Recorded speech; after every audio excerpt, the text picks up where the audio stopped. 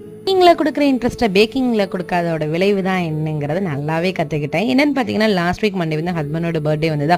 So வீட்லேயே வந்து honey dates cake தான் பண்ணிகிட்டு இருந்தேன். மழை இங்கே ரொம்ப பெய்யனால ஆர்டர் கொடுத்தாலும் அவங்க தான் போய் டெலிவரி எடுத்துகிட்டு வர மாதிரி இருக்கும். ஸோ அதில் என்ன சர்ப்ரைஸ், ஸோ நம்ம வீட்டிலே பண்ணிடலான்னு சொல்லிட்டு நான் வந்து குட்டி குட்டியாக பிஸ்கட்ஸு, அப்புறம் நார்மலாக அந்த சத்துமாவு கேக், இல்லை நார்மலாக இந்த மாதிரி கேக் தான் பண்ணியிருக்கிறேன். பட் இந்த பர்த்டே கேக்லாம் பண்ணுவாங்களா, அதெல்லாம் பண்ணதில்லை. சரி, ஹனி டேட்ஸ் கேக் செய்வோம். ஹனி டேட்ஸ் கேக்குமே நான் ஃபஸ்ட் டைம் தான் பண்ணுறேங்கனால கொஞ்சம் குவான்டிட்டி கம்மியாகவே பண்ணுவோமேன்னு சொல்லிட்டு குறைச்சி தான் பண்ணியிருந்தேன்.